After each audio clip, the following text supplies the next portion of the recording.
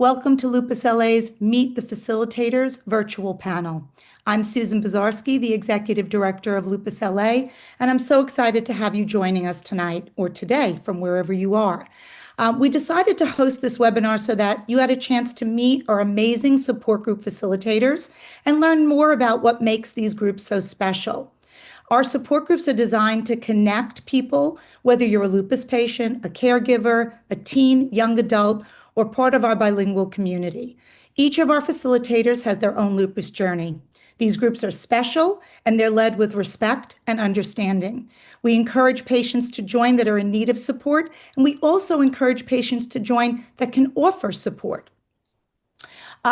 Including just with their presence. Sometimes a new lupus patient loves to hear from somebody who has been in the community and has experience in this journey.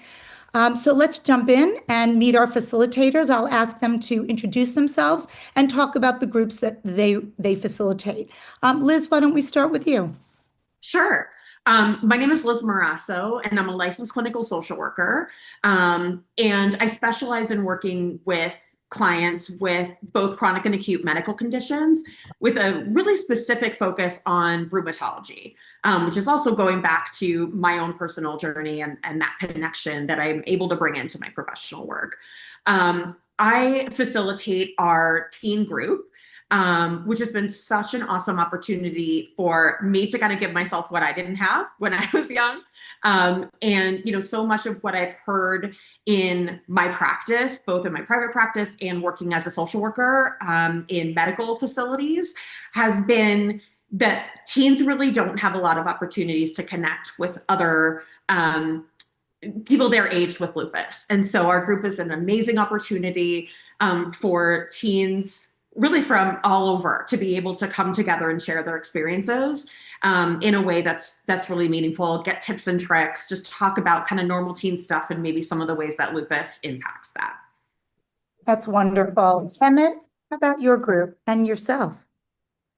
Hey, you guys. My name is Emmitt Henderson III. I've been living with lupus and kidney disease for 30 years, and that experience had brought me today to be the person who I am, which is an advocate, a speaker, and an author. I facilitate, excuse me, the men's group with my partner Dion Langley, where we have an all-male with lupus group, and the group is phenomenal in ways to where I was able to get men to speak up, which is very hard in all the communities. So I got to say, me and Dion are really proud about that. And we are looking and accepting any other man that wants to come into the group that feels that lupus is something that they're not really understanding or they feel they're not getting a hold of. Walking in our shoes, we totally understand you. We are open and welcome you to our group. I love that. Thank you so much. Estella? Hi, everyone. I'm Estela Mata, and with me, but not with me now, but during the support groups, we facilitate together, my sister Juana and I. Juana actually has been living with lupus since 2009, and I've worked in healthcare for over 30 years and have been co-facilitating with her, bringing in our little to a lot of experience of not only living with autoimmune disease, but also giving the perspective of a care partner, of someone that supports someone living with a condition. I think is really crucial because when you live with an autoimmune disease or with a chronic condition, it impacts more than just you. It impacts your family and your loved ones. So we kind of bring that perspective. So our support groups are every second Saturday of the month. We host the bilingual and the Spanish support group. And, we're excited to say that, when we we're able to stream these virtually, we're able to connect beyond borders. So it's really amazing to be able to connect with people from Latin America, from France, from like all over the place, to be able to connect for one thing, to support each other. And I think that's what the support groups are all about. It is about creating that support. No one should have to go through living with a condition alone. And so for us, that has been something that not only fills our cup, but also we're able to support others. So it's really, really amazing to be able to partner with Lupus LA and with all of you, with Emmitt, Jasmine, and Liz, and be able to be that support for others that are in need. That's beautiful. Jasmine? Hi, everyone. My name is Jasmine Zinnerman. I am a nonprofit senior manager. I've been in human and social services for over 15 years, and I have facilitated support groups with Lupus LA for the last 8 years. My connection is I have an aunt who lived lots of years, well into her 80s, with lupus, and then I have a close friend who was at first very early on a colleague who is now a dear friend who lives with lupus. And so very near and dear to my heart. I facilitate 2 lupus support groups. So the first one is the second Tuesday of every month at 7 p.m. That's Pacific time, and anybody is welcome. As Estella and Liz and Emmitt were talking about, it's open to people across the world. It's not limited to just folks in LA. And that group is for people of all ages. We really have a lot of diversity in that group. We had the group on Tuesday. There were 8 people there, and again, just from various walks of life, different parts and time frames of their journey. So just lots of different experience to share. And then I also facilitate our young adult support group, which is the fourth Tuesday of every month. That's at 6 p.m., so a little earlier, and that's for folks ages 19 through 29. So please spread the word if there are folks looking for that, and then knowing that there are some unique challenges and specific topics and things to that age group. That's wonderful. One of the things that we all see, especially when we hear from community, is that you all, in your own way, create this community within your groups and create this warmth, acceptance. And whether somebody wants to keep their camera off, if they're feeling unsure, or if they're new, we have some people that come every month, but we do really appreciate sort of the sense of community that you all provide to these groups. So I think one of the questions I know that we get, and I would put to all of you, and Jasmine, you can start. What would you say to somebody that's nervous or unsure about joining their first group? Because we certainly hear that a lot. Absolutely. I would say you are not alone. That is common, and please come. Please just come. Please come with your camera off. Feel free to listen for a little bit, fill it out, and see. Reverting back to talking about Tuesday, we had a couple new people, and people specifically said, I feel good being here. I just don't feel like talking or saying a lot. And everybody was totally supportive, totally understand. You're more than welcome. But then also stating like how helpful it was to be there and to hear. And so I think that one of the things you really get is being able to show up authentically and unapologetically and feel a sense of community and that safeness. So totally understandable that you're hesitant, but please, please, please give it an opportunity. And I promise you, you'll want to come back and attend another one after you attend. And that's yes, 1,000%. Emmitt, I know for men in general that it can be tricky. So, what do you say to sort of men that are hesitant to join or to come in for the first time? Everything that Jasmine said was right on the nail. It's just that I would also let them know that with us, we have a safe space. Nobody needs to know what we're talking about but us men that are in the group. Some of us men, some of the men will talk about things they tell me they don't talk to their partners about. And so, therefore, I know that they're being authentic when they're talking to us and telling them about how they're feeling and how they're hurting. And with guys, what they get from the rest of the guys is definitely the sympathy that we feel for each other, to where it's not looking at somebody on why they're saying this, why they're saying that. It's no, how could I support you in a way? And I got guys coming from all over the country, one in Canada and one also in Mexico. And when they join, it's at first they were really quiet, just like Jasmine mentioned. You can keep your camera off. You can still come on in and just listen. When you're listening to somebody that's walking in your shoes, you kind of get a better understanding of maybe they do understand what I'm talking about. And then as they join week after week, now some of these guys that never spoke or have their cameras off, their cameras on and they won't be quiet now. And I love it. I love it. That means they feel good. They feel open. They feel safe. And that's the environment we definitely want to have. That's beautiful. And Estella, for your community and for your meetings? I would say the connection is one of the things that is the most healing, I think, and brings so much hope because I remember the first time Juana and I had our first support group and we had someone join and we were going around in the circle asking, what their name was and if they wanted to share something because not everyone is ready to share and spill everything out the first day, right? So you kind of, ease into it. So the first person that shared something with us was so impactful for us. And she didn't even realize it. She said, I have been living with lupus for over 30 years. So Wow. to us, what we heard was there's hope because we knew back then there were no FDA approved treatments, there were no other support groups, that we felt that we could connect to. And so when we heard that, we literally were in tears. Why? Because we had hope. And I think that's why it's so important to be able to have that connection, to be able to be there for someone, but also the other person can be there for you. And I think that what Jasmine and Emmitt were talking about is 100% on point is when people join at the beginning, they don't want to show their face. They don't want to be on camera. They're maybe embarrassed, shy, who knows? So many feelings happening.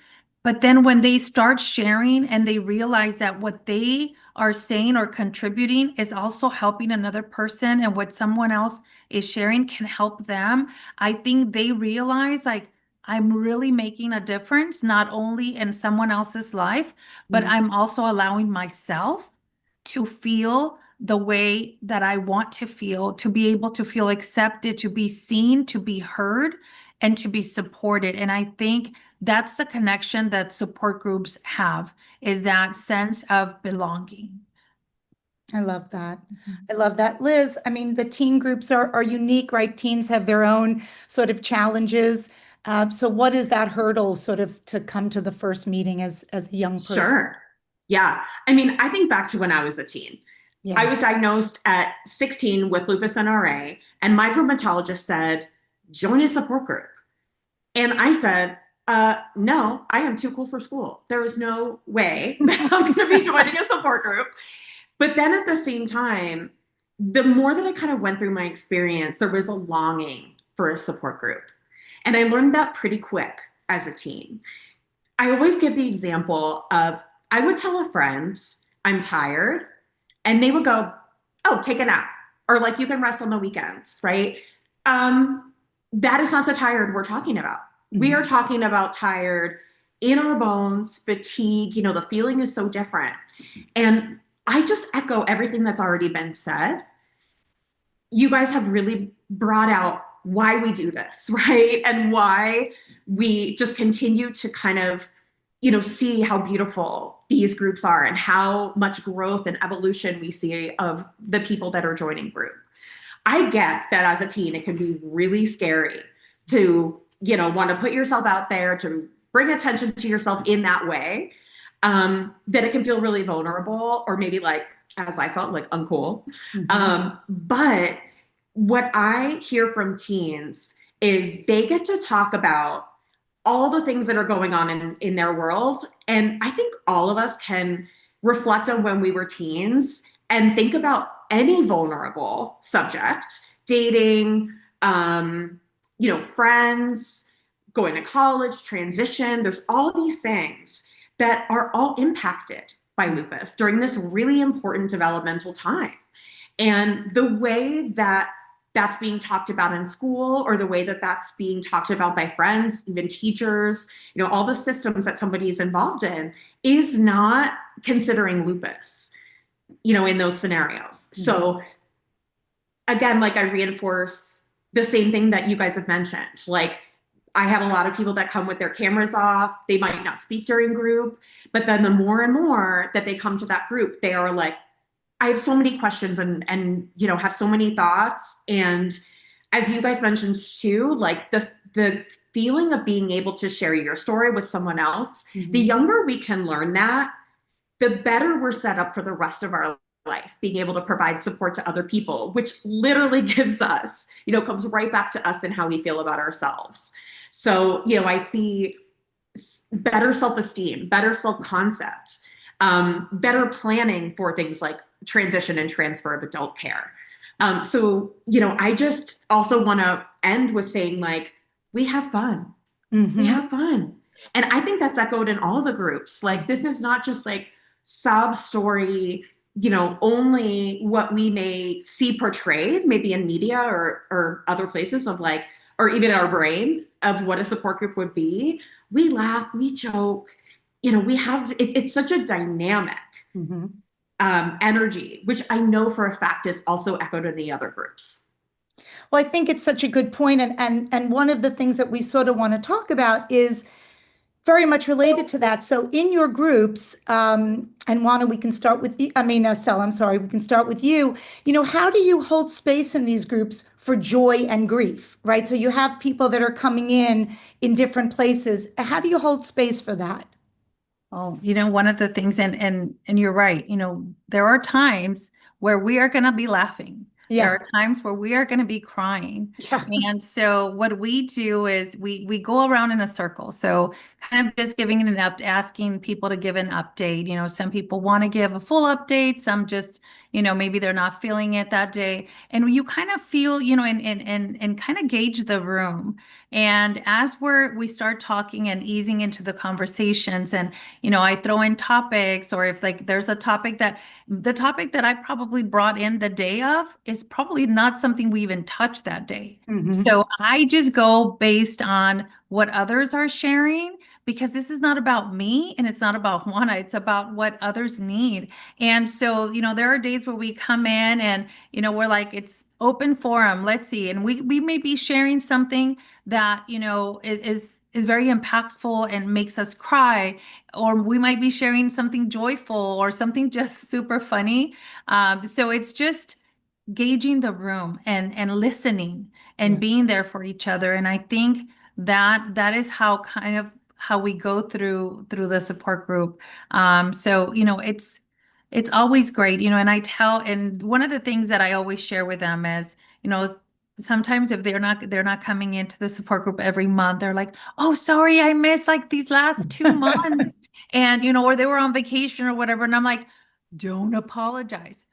I want you to know that we are here. We're going to be here. If you're feeling well, go enjoy yourself. If you're feeling like going on vacation and not coming in and doing something else other than support group on a Saturday, that's amazing. We're all here for it, right? But we want you to know that if there are those days where you need us, that we are going to be here for you. So, that's why you see you see people coming in. Sometimes there's a lot of people in the room. Sometimes there's not a lot of people in the room. And I love it. We do, our support group is hybrid. So we are in person. So we get to, bring in like, juices and just fun things to snack on. But we also have the virtual attendees, and they're also having breakfast with us, because ours is on a Saturday, like at 9:30 in the morning. So we're having breakfast. Some people can do the support group in their bed because they're not feeling well, to come in. So I think, you just gauge, and you go around and you listen to people and you learn about what's happening. And that's how you kind of go about the support group. Yeah. And I'm sure there are times where the group is sort of more focused on supporting one person, somebody that comes in sort of in some sort of crisis or some sort of need. And other times it's more communal, and you just sort of, go with the flow as people share. Yes, and you gain so many friendships, like lifelong friendships, because there are some people that don't even come to the support group anymore, that have been feeling well, they're in remission, they've been living their best lives outside, and we still get to connect with them through social media, which is one of the reasons why I love social media, is because we still stay connected. So it's the relationships that you build, and them just knowing that you're there for them. And I think that's the beauty of connecting through the support groups. I love that. One of the things that we wanted to talk about is, a lot of lupus patients call in, and when they're not doing well, they're really seeking support. Do you also find that patients come, Jasmine, when they're feeling well and they sort of just want to be in a sense of a communal group? or are most That's a people great. coming in crises? No, no, people, I'm glad you said that. Actually, we had someone who she was saying she's been since she hasn't taken the medication since 2017, who came. And as Estella mentioned earlier, it gives hope. It gives people who are in different the earlier, like there's, people who are earlier in their journey that are like, oh gosh, okay, like that's news. That's great to hear. Like it may not always be like this. Or even people that are just honest and vulnerable and talking about the ups and downs. Like, no, I go through these periods or I had these periods. Or people who, as Liz talked about, people who are diagnosed early, like young or as teens and talking about their experience living through that into adulthood or young adulthood and now into adulthood as they, transition into different areas of their life. So it's not when people are just in crisis. A lot of people come and say, I'm having success with this. I started this and it's working.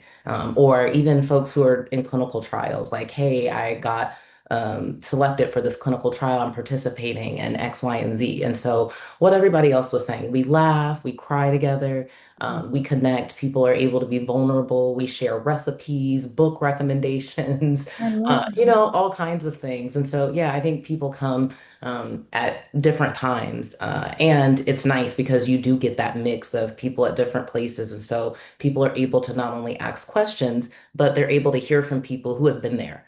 So like on Tuesday, someone wanted to say, hey, have you taken a steroid injection? I have one waiting. Like I'm just trying to figure out when the best time to start. And so people were able to say, okay, yep, I've done it. I did it years ago or a few months ago. I did it. And, these were some of my side effects or it significantly helped. So yeah. That's wonderful. I think then I would love to hear from everybody, and maybe this would be our last question because I think you guys have offered so much um, positive information and warm information about your groups. So, why do you each feel that community is so important when it comes to living with a chronic illness? Why are support groups such an important part? We know of the work that, we provide, but why do you see this on the patient side and even as some of you as patients yourselves? Why is community so important? Liz, you can start. Sure. I just want to remind everybody that we are communal beings. Like, at our core, we are communal beings. We are made to be, and live and navigate in a community. And so the support groups are so important to help us feel less alone. In mindful self-compassion, which is an intervention that I use in my practice, one of the main tenets is common humanity, being able to know, like, I am not alone in this experience because that is going to feel isolating, that is going to feel sad, that is going to feel hopeless. Instead, we're able to connect with each other, share those experiences. I use the word validation a lot. Sometimes that's a fancy word, but it's just like, I hear you. I hear you. And, if you think about sometimes like, as patients, what you would want to hear maybe from someone who's listening to you, I would want to hear, I hear you. I get you. And knowing that it's somebody who's experienced what you've experienced, even more powerful. And I know as a patient, I needed community in my life to know how to navigate what was ahead, what was coming, or the potential of what was coming, to be able to connect. You guys were mentioning like friendships, if you're in a specific community, like, can you see yourself in someone else? I also want to say we connect with each other. All of us as facilitators are also our own community. Mhm. So, I think we really reflect that even within a professional setting. And that really, I think, is reflected in the work that we do. I agree 100%. Emmitt, you want to share? Yeah, absolutely. Just everything that Liz said as well. But I think Jasmine said it too, that to let the people know that they're not alone. Now, remember, when it comes to men, we're on the rare side of the spectrum where there's not too many of us. So when we start our meetings all the time, we ask about, we talk about wins and we talk about struggles and we talk about things to where the following meeting, I always follow up. I take notes and I follow up. And some of them are even surprised that, wow, okay, yeah, let me tell you. And we congratulate them on the progress that they made from the previous meeting on whatever it is. It could have been a hospital stay, it could have been something bad. But when the other guys are hearing this, they're like, yeah, I went through that too. I went through that. So to hear these guys coming together, feeling that, first of all, we don't hear too much about men, nor do we always hear from women that you're the first man I know with lupus. We hear that a lot. The guys hear that a lot. The guys tell me in the meeting, Emmitt, I heard that just last week. And it was like, well, yeah, that's because of the way that it is. But we're trying to be that voice to where we can reach out to more guys to let them know. And I think that when we hit the platforms like Lupus LA and let people know that there is a group with just men, which there's not too many out there as it is anyway. When it comes to males with lupus, I know my name floats around a lot, and I'm not saying that because I'm bragging. I'm just saying it because it's true. and and because of that, it's kind of like, yes, male lupus warriors is the name that I chose because I want men to know that we have lupus too. You women set the bar on advocacy. You set the bar at doing the big things. But us men, we're trying to be a voice to raise up there with you guys. So I think it's really important to be part of a community and part of a group, get involved with a support group, just to know and hear other stories, because I guarantee you, we may not all have the same thing when it comes to lupus, but there are similar situations that we can start discussions about. I love that. Estella? I know we went first full circle, and I know we're talking about community, and that's what community is about. It is about making sure that that individual that is seeking that support gets the support that they need. So and I'm like you, Emmitt, I'm always taking notes, because of the same thing. You want to be able to support them in whatever their needs are. Whether it's something that they're dealing with at a personal level, because at the end of the day, yes, living with a chronic condition or lupus, it affects all of your life, right? So it will affect your work, your work life, your travel life, your daily life, new medications, new side effects, all of it. So it's really, really nice to be able to support in all those different facets that they're facing with, or different issues that they're faced with. And there are times we celebrate. We celebrate when someone goes on remission. We celebrate when someone is feeling better. We're celebrating the wins, but we're also supporting when they're feeling that loss.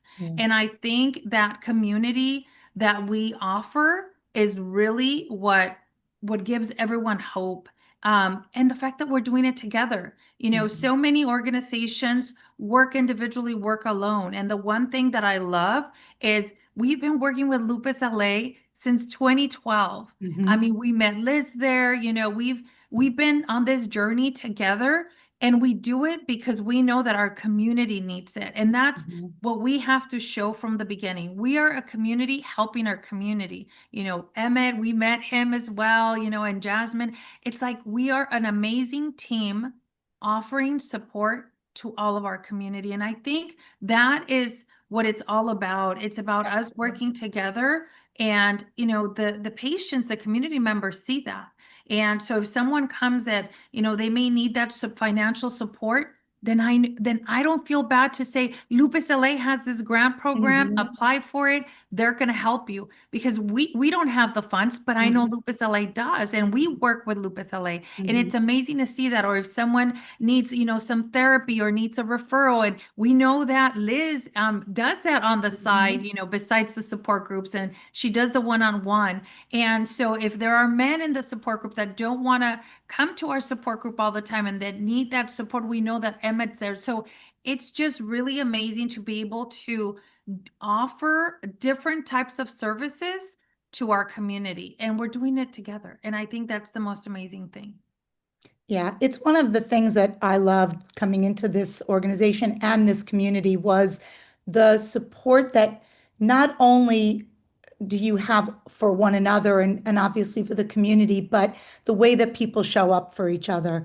And it becomes very familial, where, we'll have a conference and, Estella's there and Emmitt's there. And then, I see you guys post and you're somewhere else and everybody's together. And it's just sort of beautiful to see everybody in the same space, supporting each other, also doing their own thing. It's very beautiful. Liz, would you like to talk a little bit about community for the teens? Did we I do think that I already? already did. I think Oh, it's I did Jasmine's you turn. already. Look at that. Okay. Jasmine, you're up. Jasmine, you're up. No, Sorry, that's me. No, you're all good. Echoing everything everyone else said, I frequently hear people say that they get all the time, you don't look sick. Well, like I can't tell. Or kind of what Liz said is like, oh, you're tired? Like me too. Yeah, I didn't sleep well. And it's like, that's not what they mean. That's not what I'm talking about. That's not what I'm saying. And so I think that the group gives that where Liz said, not only I hear you, but like I see you. Like Yes. I see you, and it doesn't matter that you don't look sick. I still recognize that you're experiencing pain. I still recognize all the things that you're pushing through. Right. And so for me, I think that that's the biggest one is a lot of people come in and they're like, it's just so frustrating trying to explain to people, whether it's family, friends, colleagues, or coworkers, or having people not understand, or even whether it's like medical professionals trying to explain a symptom that they're like, sorry, never heard of. But then you go to the group and someone's like, yes, me too. And you're like, I'm not crazy or I'm not alone in feeling this. And so I think that that aspect, and like I said, what everyone else said, but really not feeling invisible or not feeling like because people can't see what you're feeling or going through, that it's less real. Incredible. So I'll sort of wrap up and then I'm going to have all of you sort of share the days and the times of your meetings. I do want everybody that's watching to know that we share on social media on all our platforms in the beginning of the month, the meetings with links, and then throughout the month, we remind you. You can also go to lupusla .org/support groups, and the new month is always up. You can call our office. We're really here every step of the way, and we want you to all feel that we see you, that we're here for you as an organization and as a community. And we hope that tonight you feel a little bit more comfortable or maybe inspired to join one of these groups or to reach out and feel a little less nervous about joining one of these incredible humans that Lupus LA is very fortunate to have working with us. So if you want to go around, Jasmine, maybe we'll start with you and just share, obviously the date changes, but the day and the time remains the same. Yeah, so every second Tuesday, so the second Tuesday of every month at 7 p.m. Pacific time, we meet, and that's open to anybody, all ages across the world. And then on the fourth Tuesday of every month at 6 p.m. Pacific time, it is for young adults, and that is ages 19 through 29. Fantastic. Estella? Our support group meets every second Saturday of the month at 9:30 a.m. for bilingual. It's mostly English, but we still leave it open just in case someone does Spanglish. So bilingual, 9:30 a.m. and it's open to everyone. It is hybrid, virtual, and in person, and the location is in the city of Baldwin Park. And it is also listed on the post and on the website as well. And right after that, at 10:30 a.m., every second Saturday of the month is a Spanish virtual support group and in-person support group. So we host them and everyone's welcome. So caregivers, loved ones, and also obviously the individual living with a condition. Everyone is welcome. And we also want to throw in that we do have a licensed clinical social worker as well in our support group. And, she gives us a lot of advice and, well, maybe not advice. I shouldn't say advice. She nourishes us with a lot of support. And so it's very, very amazing to be able to do that. And, you don't knit all the time, but we do bring in some arts and crafts into the mix as well. I love that. Emmitt? Yeah, so with the fellas, we want you to meet with us every third Thursday of the month at 4 o'clock Pacific time. I hosted with Dion Langley, another male lupus warrior that has beaten lupus, and that's his tag on there.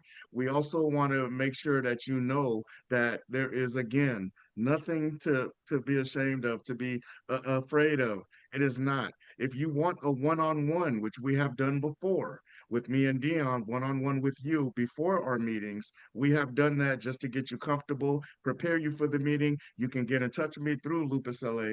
And so let's make it happen, guys. Come on, let's do it. I love that. And Liz? Sure. So the teen group is for ages 14 to 17. And we meet on the third Tuesday of every month. And I can't wait to see y'all there. That's right. Thank you all. Thank you all for taking the time. Thank you for being so loving and caring for the community. Thank you for working with us. Oh, and thank you all for joining us this evening. And we hope that you join one of these meetings and get the support in the community that you really deserve.